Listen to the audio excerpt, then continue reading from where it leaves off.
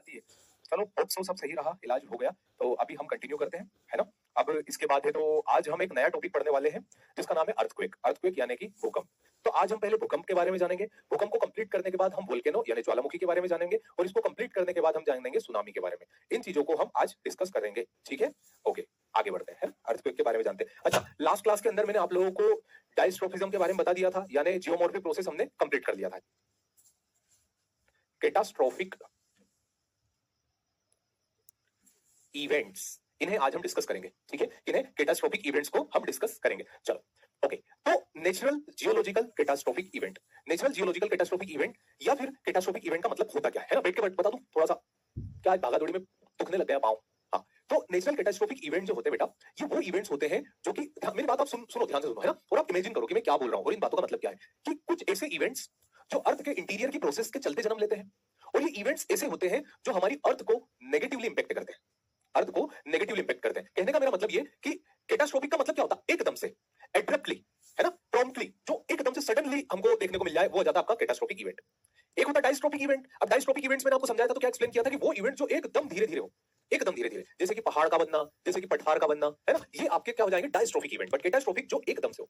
अब जियोलॉजिकल मतलब वो इवेंट्स जो कि अर्थ के इंटीरियर की प्रोसेस से थ्रू बने। अब हम जियोमॉर्फोलॉजी पढ़ रहे हैं तो हम सिर्फ और सिर्फ जियोलॉजिकल को डिस्कस कर सकते हैं, हम मीटियोलॉजिकल को क्यों डिस्कस नहीं कर सकते? क्योंकि मीटियोलॉजिकल वो होते हैं जो कि एटमॉस्फेयर से जन्म लेते हैं, है ना? ओके, तो ये कैटास्ट्रोफिक इवेंट्स होते हैं जिसके अंदर हम अर्थक्वेक यानी भूकंप, सुनामी, वोल्केनिज्म यानी ज्वालामुखी के बारे में बात करेंगे, ठीक है? चलो, ओके। तो ये होती क्या है? इन चीजों को हम एक भाषा, एक टर्म जो होती है, या फिर एनवायरमेंट पॉइंट ऑफ व्यू से देखें, या फिर जनरल पब्लिक की अंडरस्टैंडिंग के हिसाब से इसे हम बोलते हैं डिजास्टर। इसे हम ना कैटास्ट्रोफिक इवेंट जो है, इसे हम पब्लिक लैंग्वेज में बोलते हैं डिजास्टर। तो ये डिजास्टर हमारे एनवायरमेंट पॉइंट ऑफ व्यू से भी, यानी एनवायरमेंट का जो सब्जेक्ट है उस पॉइंट ऑफ व्यू से भी इंपॉर्टेंट है। इसकी डेफिनेशन परिभाषा क्या बोलती है? A disaster is defined as disruption on a massive scale, बड़े पैमाने पर किसी भी चीज का नेगेटिवली इंपैक्ट होना। बड़े पैमाने पर मतलब ऐसा नहीं कि जैसे पेड़ कट गया, पेड़ कट के गिर गया और उससे 2 लोग की मौत हो गई, तो उसको हम एक डिजास्टर नहीं बोल सकते। डिजास्टर कब होगा? जब वो एक मास को इंपैक्ट करेगा, है ना, मासिव स्केल पर, मैसिव स्केल पर, इधर नेचुरल और man made, occurring in a short और लॉन्ग पीरियड। ये या तो मैन मेड हो सकता है या नेचुरल हो सकता है। मैन मेड क्या बोल सकते हैं? मैन मेड बोल सकते हैं आपका फॉर एग्जांपल एक डैम का कोलैप्स होना, और नेचुरल क्या हो सकता है? अर्थक्वेक का जाना। ये दोनों के दोनों ही डिजास्टर की कैटेगरी में आते हैं। डिजास्टर कैन लीड्स, एक मिनट होल्ड करना बेटा।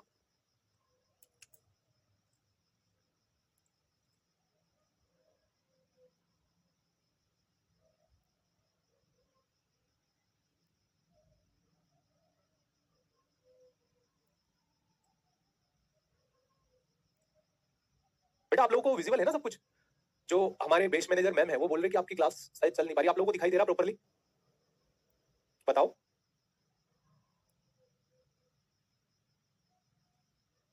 प्रॉपर्ली विजिबल है आप लोगों को? ऑडिबल हूं? उज्जवल कांत बेटा बायोम्स के बारे में बाद में बात करेंगे, वो चीज अलग होती है। चलो, बहुत बढ़िया। ओके, तो disaster can leads to human, material, economic and environment hardship. इन चीजों को इंपैक्ट करता है। पहला मटेरियल, ह्यूमन मतलब कि लोग जिंदा के जिंदा खत्म हो जाते हैं, है ना? जैसे फॉर एग्जांपल अर्थक्वेक आया, तो अर्थक्वेक के कारण अगर बिल्डिंग टूट गई तो उस बिल्डिंग के अंदर जितने भी लोग हैं ऑलमोस्ट सारे लोग इंजर्ड होंगे, है ना? तो ह्यूमन, दूसरा मटेरियल यानी बिल्डिंग खत्म हो गई, तीसरा इकोनॉमिक यानी बिल्डिंग को बनाने के लिए जो पैसा लगा था वो भी डूबा, एंड एनवायरमेंट हार्डशिप कि अगर जैसे नदी अपना रास्ता बदल ले अर्थक्वेक के कारण, डैम टूट जाए, तो इस तरह से एनवायरमेंट, जंगल सभी इंपैक्ट होते हैं, और ये भी बियर करने की कैपेसिटी के बियॉन्ड होते हैं। एज पर statics India a whole vulnerable to 30 different type of disaster that will affect the economic, social and human development. हमारे देश के अंदर लगभग हमारे देश के अंदर 30 प्रकार के डिजास्टर हमें देखने को मिलते हैं, और ये डिजास्टर अलग अलग टाइप के होते हैं। ये डिजास्टर जो होते हैं बेटा, ये अलग अलग टाइप के होते हैं। कौन कौन से टाइप के होते हैं मैं दिखाता हूं आपको, लिखो।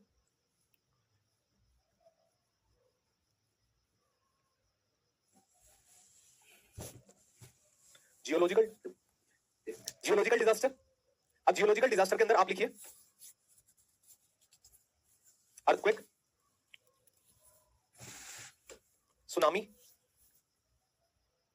And volcanism. अब आपके दिमाग में आएगा सर ये जो सुनामी है, सुनामी जियोलॉजिकल डिजास्टर में क्यों आ रहा है? सुनामी जियोलॉजिकल डिजास्टर में इसलिए आ रहा है बेटा क्योंकि tsunami caused by submerged earthquake. इस सबमर्ज्ड अर्थक्वेक की वजह से हमें सुनामी देखने को मिलता है। तो अर्थक्वेक, सुनामी एंड वोल्केनिज्म, ये क्या हो गया आपके? Geological disaster. फिर आता है आपका मीटियोरोलॉजिकल डिजास्टर, जो कि आसमान के थ्रू, है ना, या फिर जलवायु के थ्रू हो। अब इसके अंदर क्या क्या देखने को मिलेगा आपको? Flood, cyclone, tornado, drought, cloud burst, ये आपको इसके अंदर देखने को मिलेगा। फिर आ जाएगा आपका बायोलॉजिकल डिजास्टर। तो बायोलॉजिकल डिजास्टर के अंदर आपको क्या देखने को मिलेगा? पेंडेमिक, है ना, जो इसके के अंदर फैलती है। फिर आ जाएगा आपका यहीं पर एक और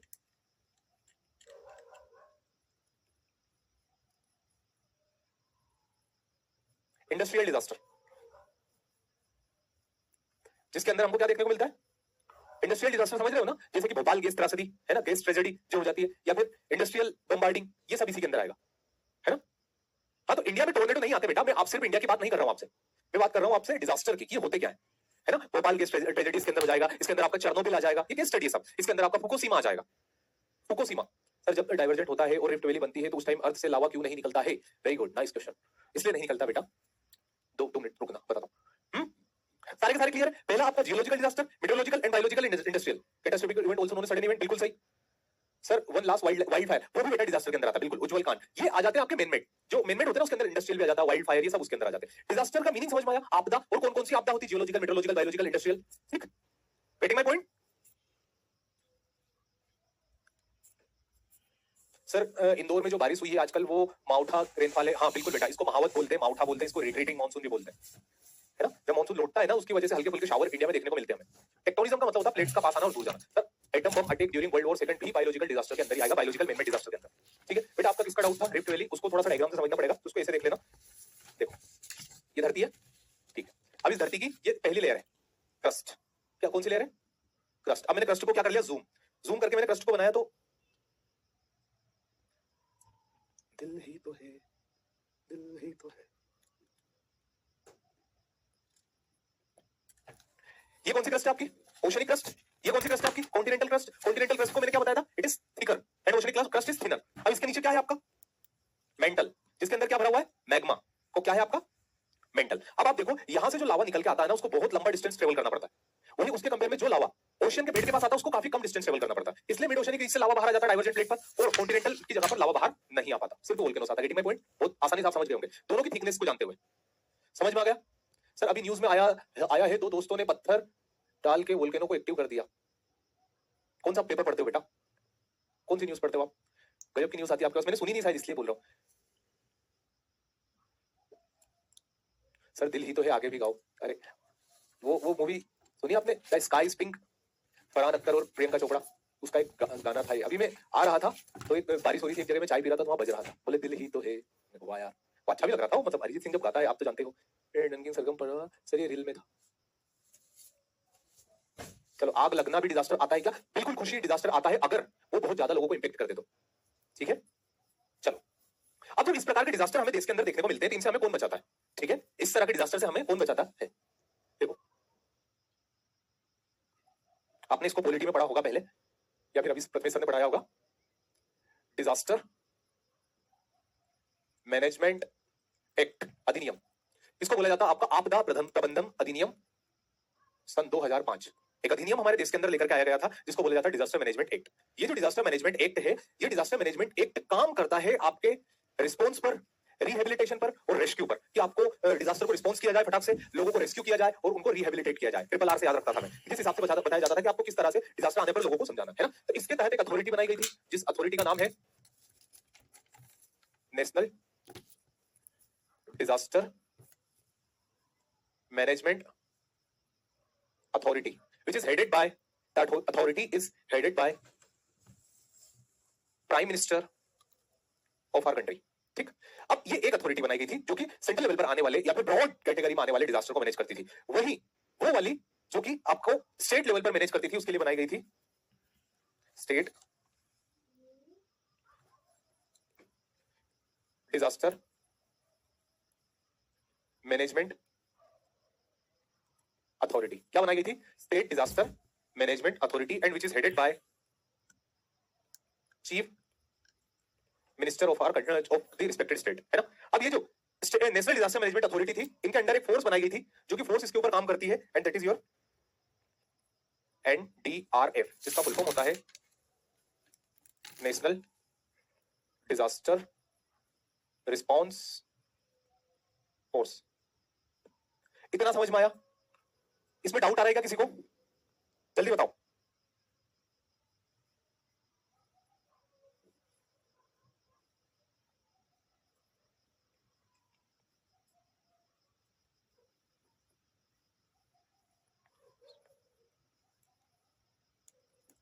state disaster response for the state and national disaster responsible for the country.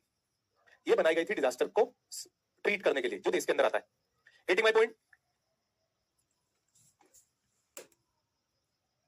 Sir NDRF या अलग सा क्या क्यों है? देखो ऐसा नहीं है कि जो नेशनल जो इंडिया में आए उनको सिर्फ एनडीआरएफ ट्रीट करेगा और स्टेट में आए उनको एसडीआरएफ ट्रीट करेगा। जो स्टेट है ना वो भी इंडिया का हिस्सा है ना। बट अगर किसी पर्टिकुलर एरिया पर डिजास्टर आए और डिजास्टर बहुत ज्यादा इंपैक्ट करे, है ना, जैसे कि साइक्लोन भोला एक टाइम पर आया था, जैसे कि आपका साइक्लोन तेज, गति, मिथिली, ये जो एकदम साथ में इंपैक्ट करते हैं ना, तो ये हो जाए। अब अगर स्टेट डिजास्टर रिस्पांस फोर्स उसे संभाल पा रही है तो वो खुद ही कर लेंगे, बट अगर वो नहीं संभाल पा रही है तो उसको मारेगा कौन? करेगा आपका एनडीआरएफ। ठीक है। 26/11 जैसे जो अटैक होते हैं ना, इसके ऊपर काम करती है, जैसे या तो मिलिट्री काम करती है या देश की पुलिस सर्विस काम करती है, ये काम करते हैं ना, डिजास्टर फोर्स इसमें नहीं जाती है ना, क्योंकि उनसे वो इस तरह से कॉम्बैट करने के लिए, लड़ने के लिए नहीं बने होते कि वहां पर सिचुएशन। डिजास्टर रिस्पांस फोर्स जो होती है ना, ये आपको किसी हालात से निकालने के लिए होती है ना, जो कि आपका नॉन रिस्पॉन्सिव होता है कि जो खत्म हो चुका उसके बाद अब वहां से निकालना है, वैसा। ठीक है, चलो अब इसी में अब हम शुरू करते हैं अर्थक्वेक। करें स्टार्ट भूकंप से? बिल्कुल बेटा, NSG.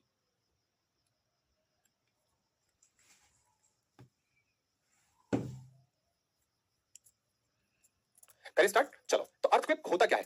An earthquake is a shaking of the surface of the अर्थ, धरती की सतह कि जहां पर शेकिंग होने लग जाए। बेसिक रिस्पांस में, बेसिक डेफिनेशन में या फिर मोटे मोटे तौर पर तो उसको लेमन लैंग्वेज में बोला जाएगा कि जब अर्थ की सतह की शेकिंग होने लग जाए एंड सडनली एनर्जी रिलीज हो जाए हमारे अर्थ के लिथोस्फीयर से, उसे हम अर्थक्वेक कहेंगे। तो डेफिनेशन क्या बोल रही है? An earthquake is a shaking of the surface of the earth resulting, मतलब किसके परिणाम स्वरूप? Sudden release of energy in earth lithosphere that creates this seismic wave. अब आपका जो लिथोस्फीयर है, यानी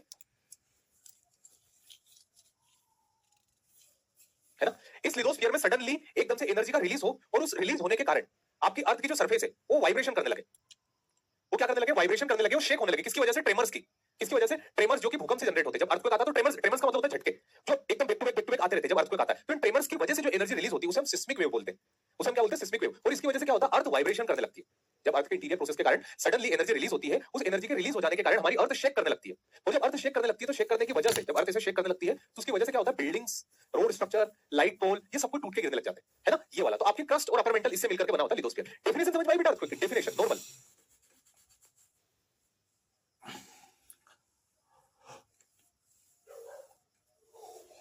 डेफिनेशन क्लियर हुई? अर्थक्वेक के मेजर का यूनिट है ना बेटा, उज्जवल कांत, बिल्कुल यूनिट है, उसके बारे में बात करेंगे हम। पहले अर्थक्वेक की डेफिनेशन तो बताओ, क्लियर हुई? उसके बाद बात करेंगे ना। सपना, प्रथम, गौरी, अंजलि, चलो बहुत बढ़िया, बहुत बढ़िया, एक नंबर। आगे बढ़ते हैं। एनर्जी रिलीज का मतलब होता है बेटा, जो वेव्स होती है ना, सिस्मिक वेव्स, उस फॉर्म में एनर्जी रिलीज होती है ना, जो सिस्मिक वेव्स होती है उसके बारे में बात करते हैं। स्ट्रक्चर ऑफ अर्थक्वेक को देखते हैं, अर्थक्वेक किस तरह से हमको समझ में आता है और किस तरह से हमको दिखाई देता है। तो ये हो गई हमारी अर्थ, है ना। अब इस अर्थ में यहां पर सपोज करो आया अर्थक्वेक, कहां पर? इस पॉइंट पर। तो जिस पॉइंट पर अर्थक्वेक आता है, इस पॉइंट को हम नाम देते हैं फोकस स्लेस हाइपोसेंटर, है ना, जहां से आता है। फिर इसके अंदर से वेव्स चलती है,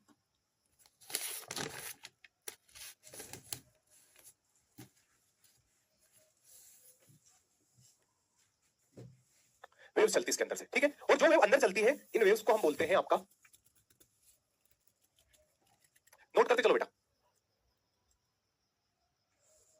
बॉडी वेव बोलते हैं। बेसिकली कितने टाइप की होती है? दो तरह की, जो आपको यहां पर पीले रंग से दिखाई दे रही, that is called the P wave. और जो वेव आपको यहां पर ब्राउन कलर से दिखाई दे रही, that is called the S wave. And P wave reach first to the earth. जब अर्थक्वेक आता है तो पी वेव सबसे पहले अर्थ पर देखने को मिलती है हमको। अब पी वेव सबसे पहली बार जिस पॉइंट पर स्ट्राइक करती है, यानी this point on the earth surface, this point is termed as epicentre. जहां पर अर्थक्वेक वेव स्ट्राइक करती है, इस पॉइंट को क्या बोलते हैं? This point is termed as epicentre, जहां पर ये आता है। तो फोकस हाइपोसेंटर क्या होता है? अर्थ के इंटीरियर में, एपिसेंटर धरती की सतह पर। फिर यहां से जो वेव चलती है, that wave are termed as surface wave, जैसे कि आर और एल। सरफेस वेव जैसे कि आर और एल।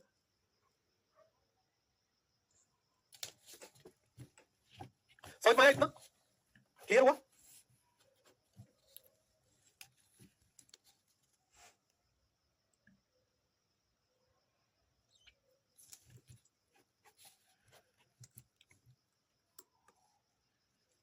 एक मिनट रुको बेटा।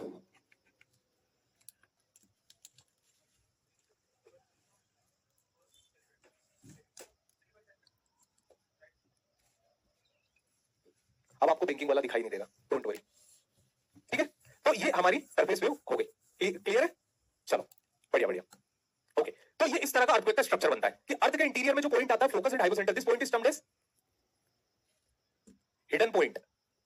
ये हमको दिखाई नहीं देता, this point is termed as hidden point, है ना? पी और एस वेव इस प्रकार से ट्रेवल करती है। अब ये ऐसा दिखाई देता है, यहां से बना फोकस से वेव ट्रेवल की एपिसेंटर को हिट किया, है ना? फिर एपिसेंटर से जो वेव जा रही है that is called the surface wave. Earthquake का स्ट्रक्चर समझ में आया बेटा? अर्थक्वेक का स्ट्रक्चर क्लियर हुआ? अर्थक्वेक के स्ट्रक्चर में किसी को कोई डाउट है जो मैंने बना के बताया?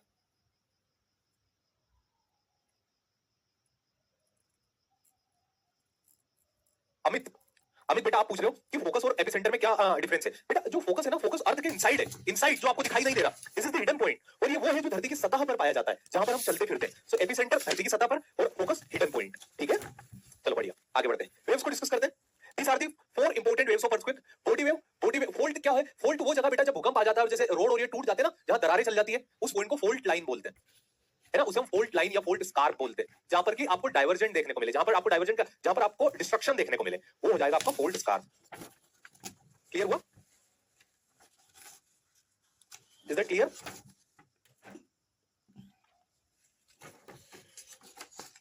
चलो आगे बढ़ते हैं बेटा, आगे बढ़ते हैं, ठीक है? This is the types of earthquake wave. अब टाइप्स ऑफ अर्थक्वेक वेव में हमें क्या यहां पर देखने को मिल रहा? पी वेव, एस वेव, है ना? ये दो तरह की हमारी वेव थी। अब ये जो अर्थक्वेक वेव्स होती है, सिस्मोग्राफ पर कैसे रिकॉर्ड होती है? जो अर्थक्वेक की वेव्स होती है ये हमें सिस्मोग्राफ पर कैसे रिकॉर्ड होते हुए दिखाई देती है, उस बारे में बात करते हैं, है ना? तो देखो बेटा, ये जो सिस्मोग्राफ है, ये सिस्मोग्राफ आपका पेंडुलम जैसा होता है। किसके जैसा होता है? पेंडुलम जैसा। इस पेंडुलम जैसे सिस्मोग्राफ के अंदर भरी होती इंक। क्या होती? इंक। अभी इंक का क्या काम होता है? जैसे भूकंप आता है तो आपको सिस्मोग्राफ दिखाई दे रहा है, ये सिस्मोग्राफ इस प्रकार से हिलता है ना? जब भूकंप आता है ये ऐसे हिलता है और इसके अंदर इंक जो होती है वो यहाँ पर एक पैटर्न ड्रॉ करती है। जैसे अगर अर्थक्वेक नहीं आएगा तो नॉर्मल चलता रहेगा, और अगर भूकंप आया जैसे पी वेव इसके ऊपर ऐसे दिखाई देगी, एस वेव इसके ऊपर ऐसे दिखाई देगी, और सरफेस वेव जहां पर ये पेंडुलम ये रखा होता है वहां पर सबसे ज्यादा हमें इस तरह के ईसीजी माप देखने को मिलेगी। क्यों? क्योंकि सरफेस वेव वो जगह है, सरफेस जहां पर हमें अर्थक्वेक ये देखने को मिलता है। तो पी वेव, एस वेव कैसे रिकॉर्ड होते हैं वो समझ में आ गया। और इस इंस्ट्रूमेंट को हम क्या बोलते हैं? इसे हम बोलते हैं बेटा सिस्मोग्राफ। समझ गए? भूकंप हम किसके हेल्प से नापते हैं? तो सिस्मोग्राफ की हेल्प से नापते हैं, जो कि हमें कुछ इस तरह का दिखाई देता है।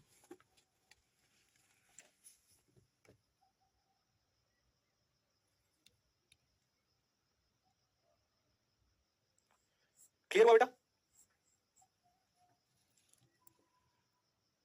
सर पी और एस वेव में डिफरेंस क्या है? पी और एस वेव में डिफरेंस ऐसा है बेटा कि जो पी वेव है ना, P wave can travel through solid, liquid and gas, but S wave can only travel through solid, है ना? ये अंतर है उसके अंदर। आगे बढ़ते हैं, अब इसके मेजरिंग स्केल्स के बारे में जान लेते हैं। जो आपका उज्जवल बेटा डाउट था ना, वो डाउट देखो कि स्केल अर्थक्वेक को कैसे मेजर करती है, कि अर्थक्वेक को हम कैसे नापते हैं। एक स्केल के दम पे नापते हैं कैसे? The earthquake event are scaled either according to the magnitude और इंटेंसिटी। दो बेसिस पर उसको नापा जाता है। ईसीजी जैसे हार्ट की होती है ना, इलेक्ट्रोकार्डियोग्राफ, वो ईसीजी होती है, बट वो उसको ईसीजी मत समझ लेना, पर वो लाइन भी ऐसी आती है, जब वो सीधी हो जाती है ना, मतलब खेल खत्म, आदमी नहीं पड़ रहा है, और जब तक वो ऐसे ऊपर नीचे होती रहती है ना, तब तक मतलब आदमी जिंदा है। इसको समझना बेटा, the earthquake event can scaled either according to magnitude और इंटेंसिटी, दोनों में से किसी एक बेसिस पर इनको नापा जाता है। The magnitude scale is known as Richter scale. जो अर्थक्वेक की मैग्नेटिक स्केल होती है ना, उसे हम बोलते हैं रिक्टर स्केल। ये पूछा गया क्वेश्चन है, अर्थक्वेक की मैग्नीट्यूड किससे नापते हैं? तो रिक्टर स्केल से नापते हैं, ठीक है? The magnitude related to the energy released during the earthquake. जब अर्थक्वेक आता है उस वक्त एनर्जी कैसे रिलीज हुई थी, कितनी रिलीज हुई थी? वेव्स के फॉर्म में। जिस वेव के, याद रखो बेटा, जितनी एनर्जी वेव्स के फॉर्म में रिलीज हुई थी उसे हम मैग्नीट्यूड के नाम से रिक्टर स्केल के ऊपर नापते हैं। जिस कितने नंबर के बीच में? 1 से लेकर 10 अंक के बीच में। कौन सी स्केल के ऊपर? रिक्टर स्केल के ऊपर 1 से लेकर 10 अंक के बीच में इसको हम नापते हैं। वही इंटेंसिटी जो होती है उसको नापा जाता है मर्काली स्केल के ऊपर। इसे किसके ऊपर नापा जाता है? मर्काली स्केल के ऊपर। और ये बताती है कितना डैमेज हुआ है, कि जब अर्थक्वेक आया तो उससे डैमेज कितना हुआ। वो डैमेज आपका आता है किसके ऊपर? मर्काली स्केल के ऊपर। और वेव्स का मूवमेंट कितना था, कितनी एनर्जी के साथ आया था, वो आपका इंटेंसिटी बताती है रिक्टर स्केल, है ना? मर्काली स्केल 1 से 12 तक बताती है और रिक्टर स्केल 1 से लेकर 10 तक बताती है। ये दोनों अंतर है, एक बताएगी 1 से लेकर 12 तक और एक बताएगी 1 से लेकर 10 तक।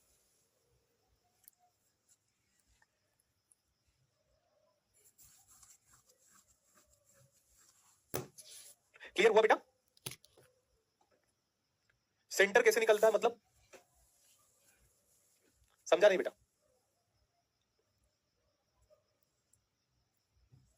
सर स्लाइड से 10 से ज्यादा हो तो 10 से ज्यादा कैसे, मतलब? हाँ तो 1 से 10 ये है और ये 1 से 12 ये है। Difference between intensity and magnitude. Intensity मतलब पावर ऑफ अर्थक्वेक, जो कि आपको सिस्मोग्राफ पर दिखाई दे, है ना? और मैग्नीट्यूड मतलब विजिबल डैमेज या फिर विजिबल डिस्ट्रक्शन, जो आप आंख से देख के पता करो कितने का नुकसान हुआ है।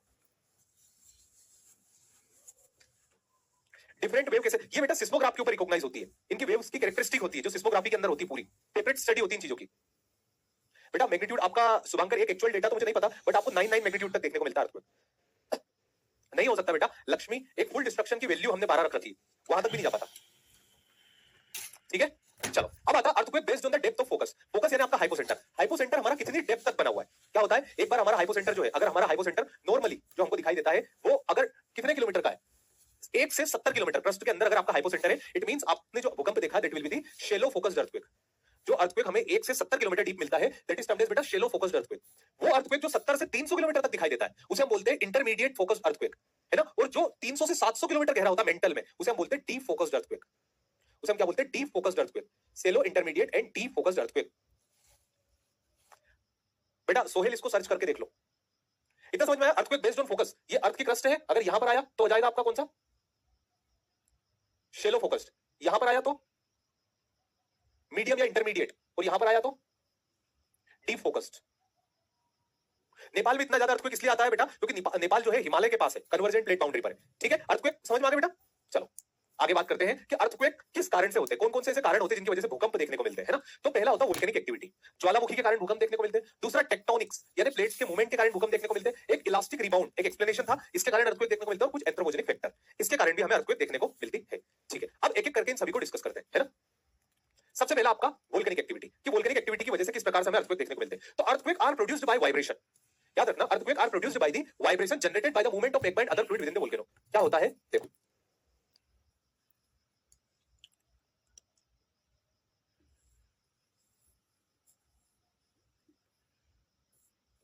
ये हमारी अर्थ के अंदर क्या भरा हुआ है? मैग्मा। अब क्या होता है बेटा, ये मैग्मा निकल के बाहर आ जाता है। ये मैग्मा जैसे निकल के बाहर आता है तो अंदर की तरफ क्या हो जाती है? प्लेट स्पेस क्या अंदर की तरफ क्या हो जाती है? Vacant space. जब मैग्मा निकल के बाहर आता है तो अंदर की तरफ क्या हो जाती है? Vacant space. और जब अंदर की तरफ वेकेंट स्पेस हो जाती है तो इसको भरने के लिए, इस वेकेंट स्पेस को भरने के लिए प्लेट्स मूवमेंट करती है उस डायरेक्शन में। और जब प्लेट्स मूवमेंट करती है तो अर्थ के जब प्लेट्स मूवमेंट करती है तो अर्थ के सेल डिस्टर्ब हो जाते हैं और उस वजह से भूकंप आता है। क्लियर हुआ बेटा?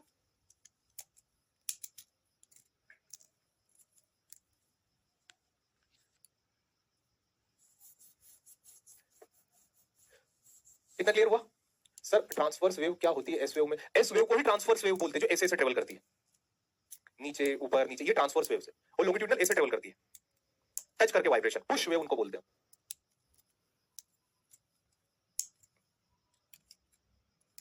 क्लियर हुआ? ये वाला पॉइंट समझ में आया बेटा? मैग्मा और लावा को हिंदी में तो नहीं पता बेटा, क्या बोलते हैं? सर्च कर लेना। आइसोस्टेसी रोहन हमारे काम का नहीं है, उससे रिलेटेड आज भी क्वेश्चन नहीं आया, इसलिए मैंने उसको हटा दिया। और वो लियोस्टेसी नहीं, आइसोस्टेसी है। तो ये वाला पॉइंट समझ में आया कि जैसे ज्वालामुखी के अंदर से लावा बाहर आ जाता है तो अंदर जो खाली जगह है उस खाली जगह को भरने के लिए सेल्स इधर उधर मूवमेंट करते हैं। और जब वो सेल्स मासिव स्केल पे मूवमेंट करते हैं तो हमारी अर्थ की प्रोसेस को इफेक्ट कर देते हैं और हमें भूकंप देखने को मिलते हैं बेटा। क्या देखने को मिलते हैं? भूकंप देखने को मिलते हैं। Clear? And each volcanism is followed by an earthquake. ऐसा बोला जाता है हर वोल्केनो के बाद भूकंप आना ही आना रहता है। मतलब जिस जगह पर भूकंप आता है उसको कुछ अलग ही फील हो रहा है आज, और वो दुख भी रहा। कैसे मैं आज ये इतनी बड़ी क्लास ले पाऊंगा?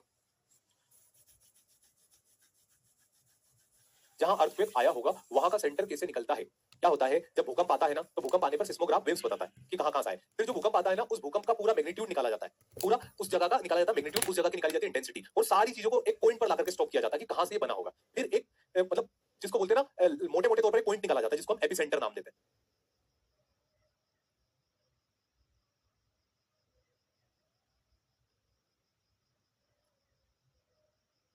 हाँ थोड़ा सा मतलब आज वैसे बेसिकली बेटा इतना होता नहीं है, पर आज या तो क्या होता है कि ये जो हॉस्पिटल रहते हैं ना, इनकी सीढ़ियों पे चढ़ना उतरना, फिर इधर जाना दवाई लेने, उधर जाना इंडोस्कोपी दिखाने, इस भागा दौड़ी के चक्कर में ना इधर की तरफ वो आज वहां पर 3 दिखाई दे रही है, वो यहां से निकल गई एक और, मतलब उसके ऊपर स्वेलिंग इतनी ज्यादा हो गई, सूजन बहुत ज्यादा बढ़ गई। देखते बेटा कुछ देर अभी पढ़ते जब तक कर सकते हैं ना, जितना पॉसिबल हो सकता है उतना तो करते हैं। अच्छा वोल्केनिज्म समझ में आया था? जब खड़ा ही नहीं होगा।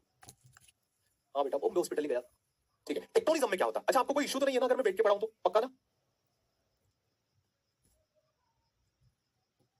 एंजोमेक नहीं, मैं दिखा लूंगा उसको बेटा जाके, है ना, बैठ के।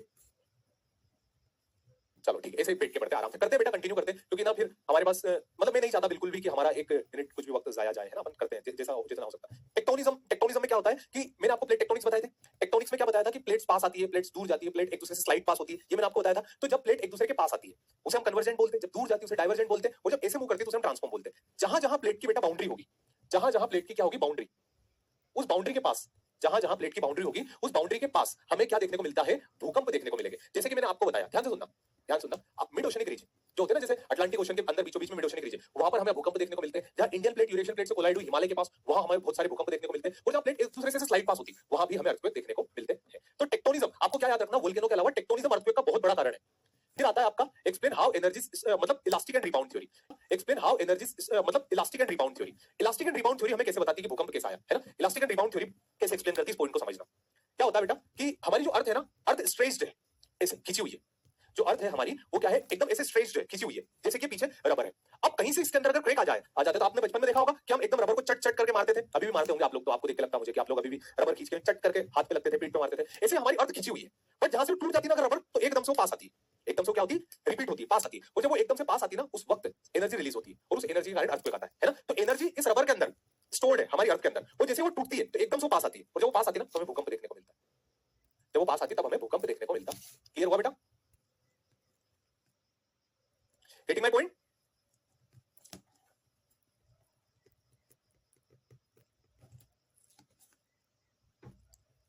सबसे ज्यादा डिस्ट्रक्टिव अर्थक्वेक कहां पर बेटा? ट्रांसफॉर्म बाउंड्री पे बहुत ज्यादा आते हैं, सुप्रीत, वहां पर बहुत ज्यादा आते हैं। बट डिस्ट्रक्शन वाले तो आपको कन्वर्जेंट पर भी देखने को मिलेंगे।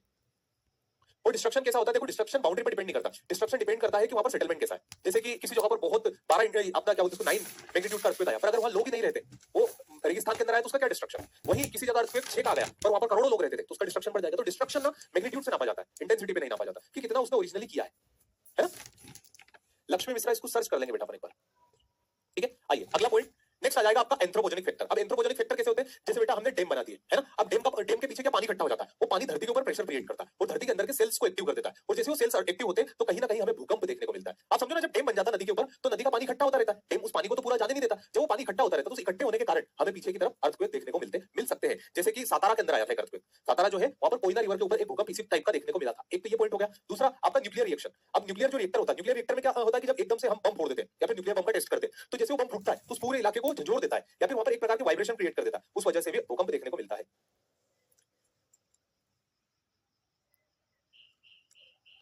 क्लियर हुआ?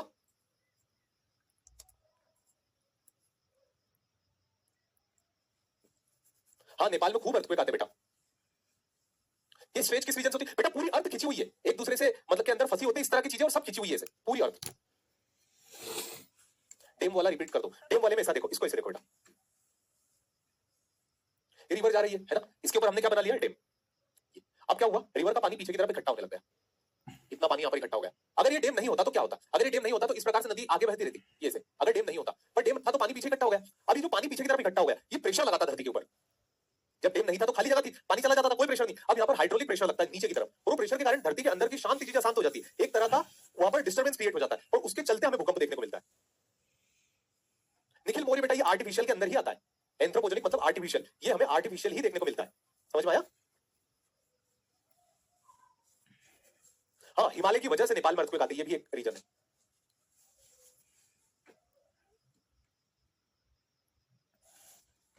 चाइना में है बेटा थ्री गॉर्स डैम। एंथ्रोपोजेनिक का मतलब होता है बेटा अमन मानव निर्मित। नहीं, पल्सेटिंग थ्योरी पल्स की तरह काम करती है, चीजों का पास आना फिर दूर चला जाना, जैसे यूनिवर्स एक बार पूरा एक्सपांड होगा फिर वापस छोटा होगा, और रिडंडेंट। ठीक है, चलो। अब अर्थक्वेक हमें कहां कहां देखने को मिलते हैं, तो मैंने बोल दिया जहां प्लेट की बाउंड्री होगी वहां हमें मेजरली भूकंप देखने को मिलेंगे। तो प्लेट की बाउंड्री कहां होगी, तीन जगह पर। पहला पैसिफिक रिंग ऑफ फायर, यहां पर भूकंप देखने को मिलते हैं। दूसरा Alpide earthquake belt, Alpine earthquake belt है, अल्पाइड नहीं है ये हो जाएगा आपका अल्पाइन अर्थक्वेक बेल्ट, ये हो जाएगा, ये है हिमालय वाला हिस्सा, ये दिस इज योर, इसको बोला जाता है mid continental belt, mid continental belt MCB. ये तीसरा मिड अटलांटिक रीज, अटलांटिक ओशन के एकदम बीचों बीच, उसे मिड अटलांटिक रीज कहा। पहला कौन सा, पैसिफिक, ये पैसिफिक प्लेट है हमारा, पैसिफिक ओशन, इस पूरी प्लेट पर, इतनी बड़ी जो प्लेट है, इतनी बड़ी, ये पूरी प्लेट के पास भूकंप आते हैं, इसको बोला जाता है सर्कम पैसिफिक बेल्ट। इसे क्या बोला जाता है, सर्कम पैसिफिक बेल्ट। यहाँ पर इस पूरी प्लेट पर अर्थक्वेक आते हैं, क्यों? क्योंकि ये प्लेट बहुत बड़ी, इवन विश्व की सबसे बड़ी प्लेट है। पूरी प्लेट जरा से किसी भी तरफ मूवमेंट करती है तो हर तरफ अर्थक्वेक आते हैं, वो नॉर्थ अमेरिका हो, वो साउथ अमेरिका हो, वो आपका फिर इसका जापान वाला रीजन हो, वो इंडोनेशिया वाला रीजन हो, इस पूरे इलाके में हमें भूकंप देखने को मिलते हैं, इस पूरे इलाके में। कब? पैसिफिक प्लेट के चलते।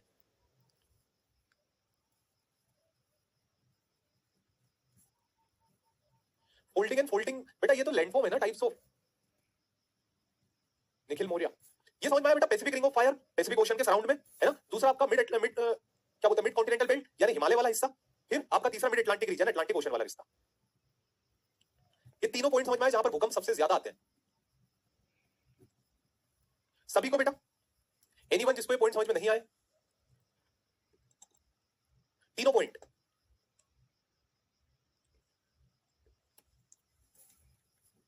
चलो बहुत बढ़िया, वेरी गुड बेटा, आगे बढ़ते हैं। अब इंडिया में अर्थक्वेक कहां कहां आते हैं? तो इंडिया में बेटा अर्थक्वेक के 4 जोन है। कितने जोन है? 4 जोन्स। कौन कौन से? Zone number 2, zone number 3, zone number 4 and zone number 5। ये टोटल 4 जोन हमारे देश में भूकंप के पाए जाते हैं।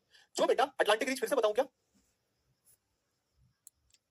ये अटलांटिक ओशन जो है ना, अटलांटिक ओशन के बीचों बीच में एक रिज पास हुई है। जब मैं आपको जियो ओशनोग्राफी पढ़ाऊंगा ना और आपको मिड ओशनिक रीजस के बारे में बताऊंगा, तब आपको बताऊंगा इस अटलांटिक ओशन के अंदर की जो बीचों बीच में जो रिज है, ये रिज आपकी मिड अटलांटिक रिज के नाम से जानी जाती है, जहां भूकंप आते हैं। तो इंडिया में टोटल 4 अर्थक्वेक जोन है। जो लाल कलर से दिखाई दे रहा हमको, this one, this is the zone number 5।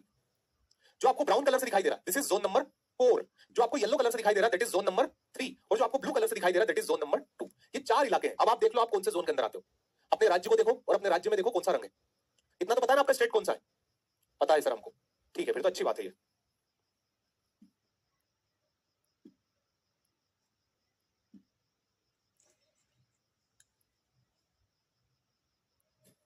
Earthquake वाला पोर्शन तो हमारा हो गया ऑलमोस्ट कंप्लीट।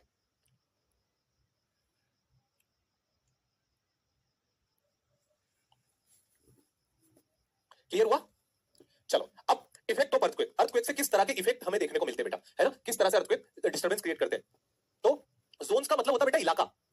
शुभांकर धार, इसका मतलब होता है इलाका जहां पर भूकंप आते हैं। तो earthquake are natural hazards. If the tremor of high magnitude takes place, it cause heavy damage to the life and property of people. बहुत ज्यादा नुकसान पहुंचाते हैं। किस प्रकार के? पहला ग्राउंड शेकिंग। आपका ग्राउंड जो होता है, ग्राउंड हिलने लगता है ना? आपको जब भूकंप आता है तो हम क्या देखते हैं? ग्राउंड ऐसे वाइब्रेट कर रहा है, पेड़ टूट रहे हैं, है ना? लाइट के खंभे टूट जाते हैं, बड़े बड़े जो शहर होते हैं वहां पर ऊंची ऊंची इमारतों को बनाने के लिए जो सरिये होते हैं वो सरिये हिलने लग जाते हैं, वहां से गिर जाते हैं, पंखा हिलता है, आपका बेड हिलने लग जाता है, मतलब बेड नहीं पंखा हिलता है बस। ये इस तरह की चीजें हमें देखने को मिलती है कब? जब अर्थक्वेक आता है, शेकिंग होती है ग्राउंड की। दूसरा land and mud slide.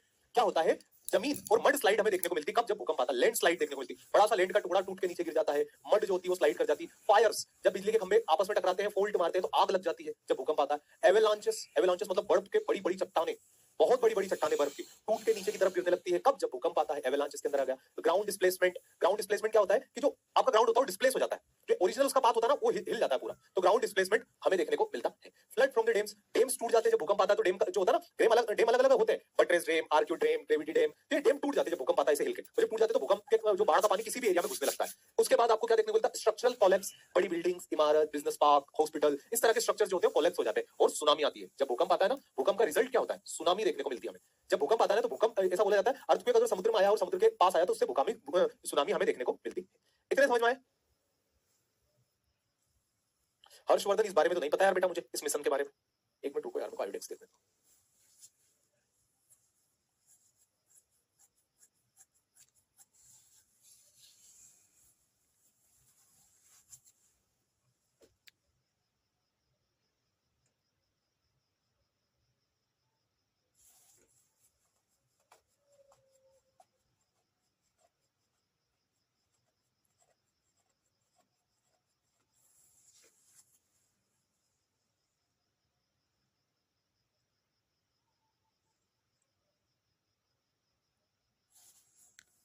Sohail, इस बारे में आपको क्लियर करते हैं। पहले क्वेश्चन का आंसर करो। Peneplain is related to wind, ground water, glacier या फिर रिवर। कहां पर हमें पेनी प्लेन देखने को मिलेगा? बताओ।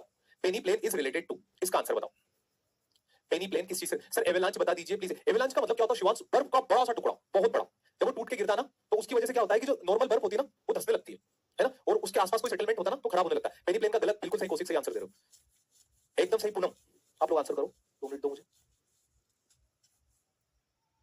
रिवर डिपोजिशन करती है ना, तो रनिंग वाटर रिवर से जो डिपोजिशन होता है वो पेनी प्लेन के अंदर आता है। So D will become the right answer बेटा। अगला question, sinkhole is a phenomena of. देखो मैंने आप लोगों को उस दिन क्लास में कहा था ना, उस दिन मैंने आपको क्लास में क्या बोला था? उस दिन मैंने बोला था कि जो बेटा आप प्रिपरेशन करते हो क्वेश्चन आपको एसएससी में भी देखने को मिलेंगे, सब जगह देखने को मिलेंगे, है ना? तो क्या होता है आपका सिंक होल किसके अंदर आता है? प्लेन्स, डेजर्ट, टुंड्रा या कास्ट टोपोग्राफी? चलो देखते हैं इसका राइट आंसर कौन प्रोवाइड करता है। अब सिंक होल क्या होता है? आपका कास्ट टोपोग्राफी के अंदर हमें सिंक होल का फिनोमिना वालास और ये देखने को मिलते हैं। देखते लीडर कौन रहे हैं? उन्नत शर्मा। चीजें हमारी था उम्र रहने वाली आगे भी, है ना? चलो आगे next question, oxbow lake is a feature formed by. Oxbow lake जो होता है ये फीचर होता है किसके थ्रू बनता है? रिवर इरोजन यूथ स्टेज में, transportation action of river, river erosion in mature stage या फिर river deposition in old stage. कहां पर हमें ऑक्सबो लेक देखने को मिलता है?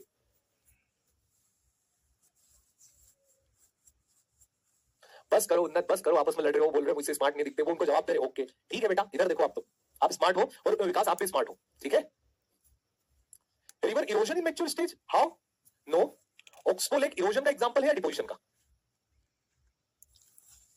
Oxbow lake is example of river erosion, कटने की वजह से एक लेक बनता है इन मैच्योर स्टेज, बिल्कुल सही, जैसे कि example Burhi Gandak river, so C will become the right answer बेटा, ठीक। अगला, which one of the following is not, याद रखना नोट लगा हुआ है, which one of the following is not depositional landform developed by the running water, इनमें से कौन सा डिपोजिशनल लैंडफॉर्म है जो कि रनिंग वाटर की मदद से बना हुआ है, depositional landform by the running water, इनमें से कौन सा, river terrace, alluvial, natural levies या डेल्टा, कौन सा है, कौन सा लैंडफॉर्म है? चलो इसके लिए पोल लगा देता हूं मैं, पोल पर आंसर करो, which not a deposit, correct answer is your A, that is river terrace, जो कि 29% बच्चों ने दिया है सही। सी नेचुरल लेवीज जो आप बता रहे हो ना, वो भी आपका डिपोजिशनल होता है, देखो ये रिवर है, इस पर जो हमको पैरेलल डिपोजिशन देखने को मिलता है, that is termed as natural levees, ठीक। एलुवियल क्या होता है, जो मिट्टी लाकर के जमा करती है, ये भी डिपोजिशन है ना, डेल्टा भी डिपोजिशन है, बट रिवर टेरेस याद करो, मैंने आपको इस तरह के लैंडमार्क्स बताए थे, ये दोनों सेम, ये दोनों सेम, ये दोनों सेम, पैरेलल रिवर टेरेस, ये कटे हुए लैंडफॉर्म है जो कटने की वजह से बने, याद करो मैंने बताए थे। तो दिस इज दी, ये जो लैंडफॉर्म है ये river terrace, and it is not a depositional landform, not, बाकी सब आपके डिपोजिशनल लैंडफॉर्म है, but this is not a depositional landform, समझ में आया? क्लियर हुआ बेटा? Is that clear?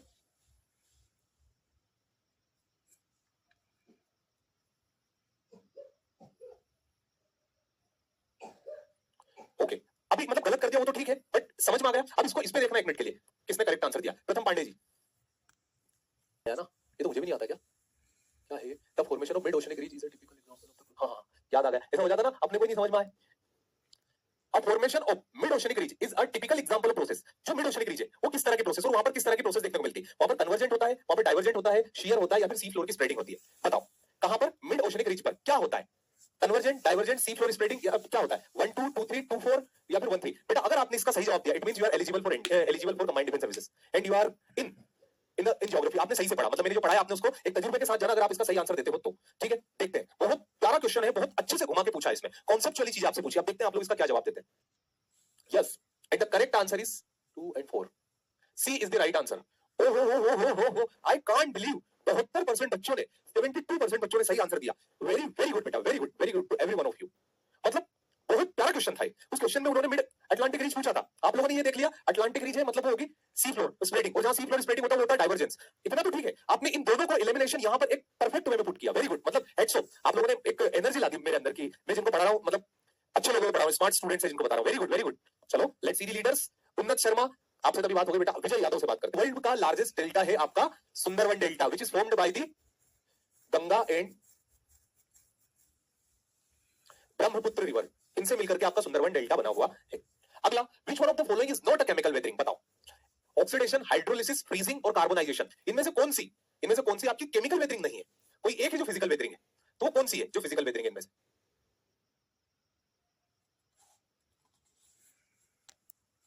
अगला क्वेश्चन, आहा करो तो जाने, अब आएगा मजा, इसके लिए तो मैं पोल भी चलाऊंगा और इसके लिए आपको फोन भी करूंगा, है ना। ओके, ध्यान से सुनना, सर्क, यारदांस, बारखान और आपका ड्रम्पलिन्स, कौन सा किस वजह से बनता है? Cirque erosional feature of erosional depositional क्या है, यारदांस क्या है, बरखांस क्या है और ड्रम्पलिन्स क्या है? जोड़ो इसको और सही जवाब बताओ, मैं भी जोड़ लेता हूं, इधर पोल भी चालू कर देता हूं। ये पोल छोटा कैसे होता है, यहां से होता है, हाँ, इधर आप लोगों के लिए पोल भी लगा रहा हूं, स्टार्ट कर दिया मैंने पोल, अब मैं भी देख लेता हूं। सर्क जो है B is the right answer, और 36% बच्चों ने ही बस सही जवाब दिया। कितने? 36% बच्चों ने, और ये हाँ बिल्कुल एक्सप्लेन करूंगा ना, एक्सप्लेन के लिए ही बना ये क्वेश्चन। लेट्स सी कौन कौन ने लीड किया, विजय यादव, कावेरी, विजय है। तो इरोजनल फीचर ऑफ ग्लेशियर हो गया, यानी 4 आपका पहला पॉइंट, तो है ना, इरोजनल फीचर हो गया ग्लेशियर का, है ना, कि जहां मैंने बताया ना ग्लेशियर में जहां डिप्रेशन बनता है माउंटेन के पास, तो ये हो गया। दूसरा यारदांस, यारदांस क्या होते हैं, वो इस तरह के बने होते हैं डेजर्ट के अंदर, that are the erosional feature of wind, क्या इरोजनल फीचर ऑफ विंड, कि विंड जिनको काटती है। फिर बरसात सैंड होते हैं, रेत जिनको ले जाकर के जमा कर देती है, वो हो जाएगा आपका डिपोजिशनल फीचर ऑफ विंड। ये क्या हो जाएगा, डिपोजिशनल फीचर, जहां रिवर जमा करती है। तो ड्रम्पलिन्स कहां बनते हैं, नीचे की तरफ बनते हैं, तो ड्रम्पलिन एक बास्केट जहां पर ग्लेशियर डिपोजिट करता है। सोचो ग्लेशियर और विंड में उसने क्या घुमाया, तो इस तरह से क्या बनेगा, 4 1 3 और 2, ये हमें देखने को मिलेगा। समझ में आया इस क्वेश्चन, ये क्वेश्चन समझ में आया, इसमें डाउट आ रहे हैं क्या? बड़ा सिंपल और बड़ा प्यारा सा क्वेश्चन है, अगर आप इसको समझ गए हो तो।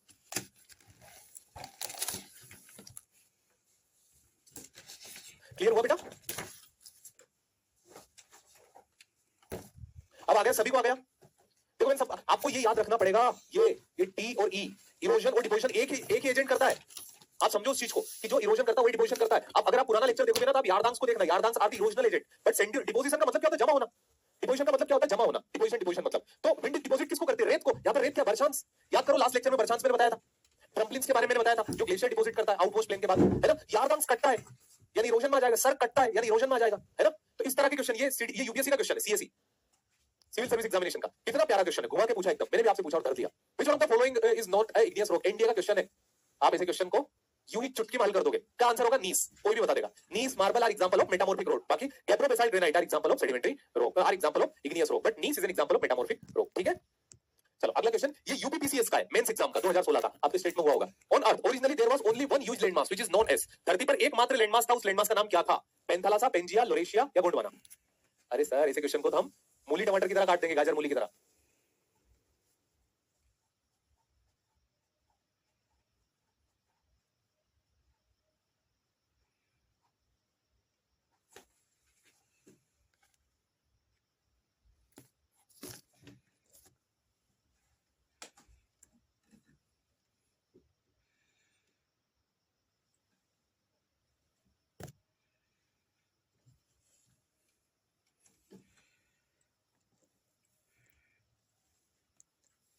अरे अरे, अब आवाज आ रही बेटा मेरी? हेलो हेलो, अब ठीक है, ऑडिबल हूं। लॉन्गेस्ट माउंटेन रेंज के बारे में बताना है। आई थिंक अब मेरी वही सारी होगी आप लोगों को। एंडीज, वेरी गुड बेटा। जो एंडीज माउंटेन रेंज है, B is the longest mountain range of the earth, so D will become the right answer, that is Andes mountain range. अब देखो मैं इतने सारे क्वेश्चन भी आप लोगों के लिए लेकर के आ गया। मैंने आप लोगों को बोला था ना कि जियोमॉर्फोलॉजी जब एंड होने लगेगी तब मैं उसके क्वेश्चन भी करा दूंगा। अब जियोमॉर्फोलॉजी हमारी अबाउट टू एंड होने पर आ चुकी है ना, बहुत ज्यादा चीजें उसमें नहीं बची। अब इसमें मैं पहले वोल्केनिज्म से पहले सुनामी पढ़ाना पसंद करूंगा। क्यों? क्योंकि सुनामी और अर्थक्वेक दोनों एक दूसरे से कोरिलेट ज्यादा करते हैं। ओके, सुनामी क्या होती है? तो tsunami is a Japanese word. अभी कुछ बच्चों का डाउट था कि सर अर्थक्वेक की वजह से सुनामी के साथ ही आप बता रहे हो, तो अभी बताता हूं बेटा। तो tsunami is a Japanese word, ठीक है, जिसका मीनिंग होता है हार्बर वेव। हार्बर वेव मतलब वो वेव जो कि किनारे पर आए और किनारे पर आने के बाद आपके किनारे को तोड़ दे, that is termed as harbour wave. तो tsunami is a Japanese word जिसका मतलब होता है हार्बर वेव, है ना। अब it is a series of travelling ocean wave with extremely long wavelength. इनकी वेवलेंथ बहुत एक्सट्रीम होती है। एक पॉइंट बता रहा हूं, सभी लोग अपना ध्यान यहां रखना, है ना, पूरा ध्यान यहां पर रखो। वेव जानते हो बेटा क्या होती है? वेव, वेव के बारे में जानते हो? इसे हम बोलते हैं wave, this is termed as wave. क्या बोलते हैं इसको हम? वेव। वेव कैसी होती है? जिसमें एक आपका क्या होता है? क्रेस्ट, क्रेस्ट, और नीचे क्या होता है आपका? ट्रफ, ट्रफ, ट्रफ, ठीक। नीचे की तरफ जो होते हैं वो ट्रफ, ऊपर की तरफ जो होते हैं वो क्रेस्ट, ठीक। इसको हिंदी में भी सुनामी बोलते हैं। अब क्या होता है? दो क्रेस्ट, तो ध्यान से सुनना मेरी बात, दो कॉन्जिक्यूटिव क्रेस्ट या फिर दो consecutive trough, two consecutive crest या फिर टू कॉन्जिक्यूटिव ट्रफ के बीच की दूरी, इन दोनों के बीच की दूरी को हम बोलते हैं आपका वेवलेंथ। दो कॉन्जिक्यूटिव ट्रफ और दो कॉन्जिक्यूटिव क्रेस्ट के बीच की दूरी को हम बोलते हैं wavelength, and wavelength is denoted by term lambda. It is denoted by term lambda. तो जो सुनामी होती है वो होती है लॉन्ग वेवलेंथ की। सुनामी किसकी होती है? लॉन्ग वेवलेंथ की। अब लॉन्ग वेवलेंथ मतलब कैसी? ऐसी, ये इस तरह की सुनामी की जो वेव की लेंथ है ये क्या होती है? काफी ज्यादा लॉन्ग। ये क्या थी? शॉर्ट। ये थी लॉन्ग वेवलेंथ। इतना समझ में आया? अब स्ट्रक्चर समझना, स्ट्रक्चर समझना।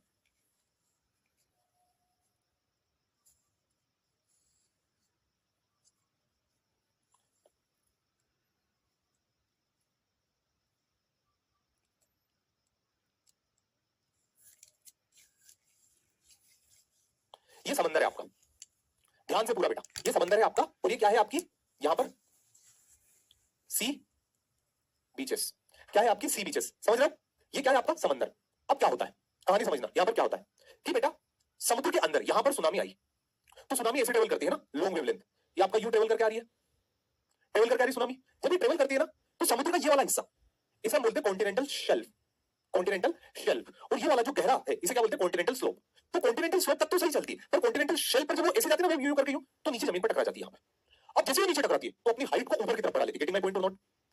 ये लाइन है, समुद्र में सुनामी चल रही है, उसको कोई मतलब नहीं। अब आगे क्या मिल जाता है बेटा, उसको कमेंट करो, समझ में आ रहा है कि नहीं आ रहा? आगे यहां पर क्या मिल गया? आपकी कॉन्टिनेंटल शेल्फ।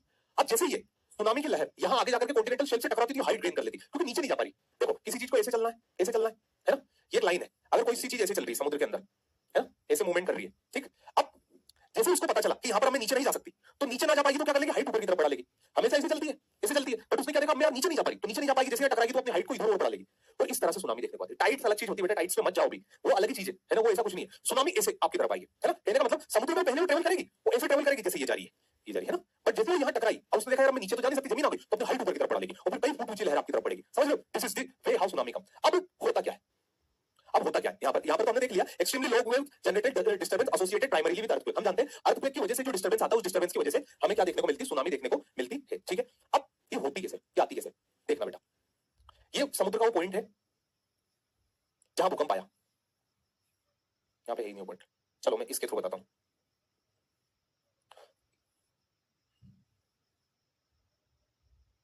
यहाँ पर सुनामी, यहाँ पर एक पॉइंट है जहां पर भूकंप आया, इस भूकंप की वजह से यहाँ पर सुनामी की लहर उठी। तो जैसे सुनामी की लहर उठेगी समुद्र में ऐसे ऊंची, तो जो किनारे का पानी है, वो किनारे का पानी पीछे की तरफ रिट्रीट होगा। समझो मेरी बात, जैसे सपोज करो हम समुद्र के पास घूमने गए, हम कहाँ गए, घूमने, घूमने के लिए गए हम और हमारे साथी, है ना, साथी और हम समुद्र के किनारे पर, समुद्र की बीचेस के पास ऐसे यूं दोनों पाँव में को समुद्र की रेत पर रखे हुए हैं, हाथों में एक दूसरे के हाथ है और समुद्र की तरफ देख रहे और ताउम्र लगभग साथ जीवन साथ जीने का वादा कर रहे, एक दूसरे से देख रहे कैसे समुद्र कितना शांत है और एकदम से एंजॉय कर रहे हैं, गाना सुन रहे, मतलब ही हो जा जरा, मतलब ही ऐसा करके सूरज डूबा हो यारो यारो वाला गाना सुन रहे, हाथ में हाथ पकड़ के। अब क्या हुआ, समुद्र का पानी एकदम से पीछे जाने लगा, समुद्र का जो पानी था वो एकदम से पीछे की तरफ रिट्रीट करने लगा। वाई सो, क्योंकि समुद्र के अंदर यहाँ पर बीच में क्या बन रहा, बल्ज, किसकी वजह से, इस सबमर्ज अर्थक्वेक की वजह से।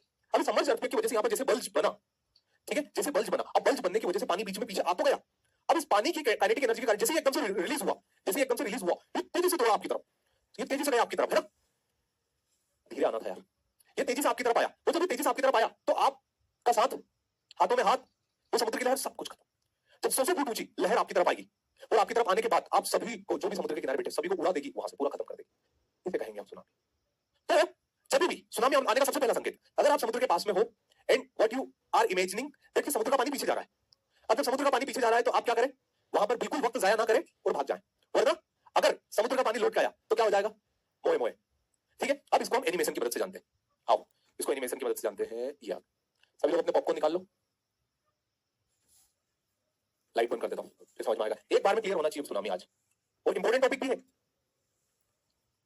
ये देखो, ये समुद्र के अंदर की कहानी है ना। अब समुद्र के अंदर होता क्या है, इस पॉइंट को समझना जरा सा। ये प्लेट्स ऐसे चल रही और एकदम ये हुआ, गेम तो यही था, ये देखना यहाँ पर, ये आया भूकंप। आई रिपीट, फिर से इस पॉइंट को फिर से देखना, इस पॉइंट को है ना, एकदम से यहाँ पर भूकंप आएगा, ये आया, ये भूकंप, तो जैसा आया ये लहर बन गई, ये बन गई लहर, और जैसे किनारे की तरफ पहुंचती है ये हाइट बढ़ा लेती है अपनी, फिर दूसरा भूकंप आएगा, ये ट्रेमर्स है, जैसे ही ट्रेमर्स जनरेट हुए बस यहाँ से आपकी लेयर्स उठने लग जाती, जो आपके किनारे की तरफ बढ़ती है, ये आपके किनारे की तरफ बढ़ने लगती है। वो देखो, वो जैसे किनारे की तरफ बढ़ती है उसकी हाइट बढ़ने लग जाती है। समुद्र में हाइट कम है पर किनारे पर जैसे पहुंचेगी नीचे ना जाने के कारण हाइट बढ़ाती जाएगी ऊपर की तरफ, और इस तरह से उठ के समुद्र के उस तरफ आपकी तरफ देखने को मिलेगी। अब इसको दूसरे एंगल से दिखाते हैं। यहां पर देखो क्या होता है, जब वोल्केनिज्म, जब आपका सुनामी देखने को मिलता है इस तरह से पानी आता है, रिट्रीट होने के बाद ये आया, वो पूरे एरिया को डुबा देता है।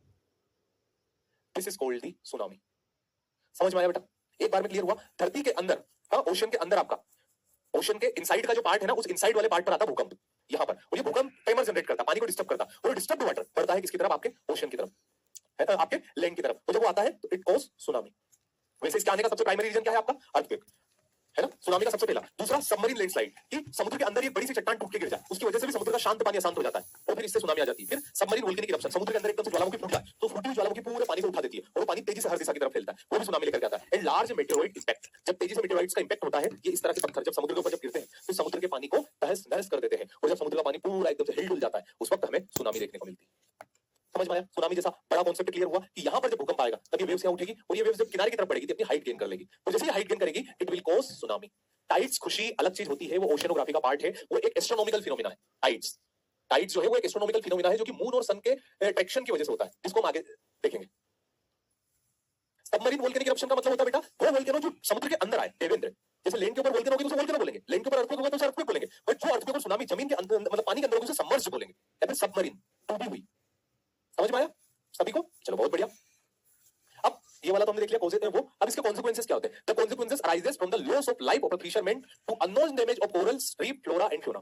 जो मछुआरे होते हैं बीच समंदर में नाव लेकर के जाते हैं मछली पकड़ने के लिए, उनको पता ही नहीं होता कि सुनामी आने वाली। क्यों? क्योंकि हर किसी के पास अर्ली वार्निंग सेंटर थोड़ी ना होता है कि जो आपको वार्न कर दे। तो इस तरह से मछुआरों, उनकी नाव, उनके द्वारा पकड़ी गई मछलियां सब सुनामी के थ्रू खत्म हो जाती। सारी की सारी चीजें एकदम अजीब देखने को मिलती है जब सुनामी आती है, खत्म मतलब नेगेटिवली। दूसरा आपका हो जाता है कोरल रीफ्स। समुद्र के अंदर कुछ लिविंग रीफ्स होती है, लिविंग पॉलिप्स होते हैं। समुद्र के अंदर कुछ चट्टानें होती है बेटा, वो चट्टानें बनी होती है आपकी PaCO3 यानी कैल्शियम कार्बोनेट की। है ना, जिनको हम बोलते हैं कोरल रीफ्स। ये कोरल रीफ्स को हम हिंदी में बोलते हैं मूंगा। ये चट्टान होती है ना, इन चट्टानों के अंदर लाइफ होती है, लिविंग होती है ना। तो ये चट्टान जब मरती है, एक के ऊपर एक मरते हैं, जिसको कोरल ब्लीचिंग बोलते हैं। लक्षद्वीप जो है ना, वो पूरा इन कोरल से मिलकर के बना है। तो जब सुनामी आती है ना, तो कोरल सुनामी के सामने आ जाते हैं समुद्र के पानी। और ये क्या, समुद्र का पानी जो होता है ना, उसके सामने चट्टान की तरह, तो ये क्या करता है, उसकी स्पीड को कम कर देता है। बट कोरल्स को जिंदा रहने के लिए बहुत आवश्यक तापमान की जरूरत होती है, सही सैलिनिटी और नो मडी वाटर, एकदम मड फ्री वाटर चाहिए होता है उसको, जिसको मैं आपको ओशनोग्राफी में पढ़ाऊंगा डीप में, कोरल रीफ्स के बारे में। ये कोरल्स बचाते हैं हमको। फ्लोरा फ्योना के नाम पर मैंग्रोव्स जो होते हैं, ये मैंग्रोव सामने आ जाते हैं सुनामी के, जब सुनामी तेज आती है ना, मैंग्रोव सामने उसको रोकते हैं, बोले रुको, है ना, रुको। जब उधर से आता है सुनामी तेजी से, ये सामने उसके खड़े हो जाते हैं, रुको जरा, सब्र करो, ये पृथ्वी ऐसे कैसे आप इसको खत्म कर सकते हो, मदर नेचर ने बनाया है मुझे आपको रोकने के लिए। फिर ये मैंग्रोव्स अपना जीवन खत्म कर देते हैं, अपरूटेड हो जाते हैं, उखड़ जाते हैं, बट सुनामी से हमको बचाते हैं। These are mangroves. जब तेज सुनामी की लहर आती है ना, तो ये पत्ते, ये झाड़, ये पौधे सब उनको रोक लेते हैं। फिर इसके बाद क्या होता है, ये सारे का सारा सिस्टम अपनी जान दे देता है हमें जिंदा रखने के लिए। इस तरह से सुनामी और साइक्लोन से हमारी रक्षा करते हैं ये मैंग्रोव्स। हो, समझ में आया सुनामी वाला पार्ट? क्लियर हुआ? अभी आज के लिए तो सिर्फ बेटा इतना ही।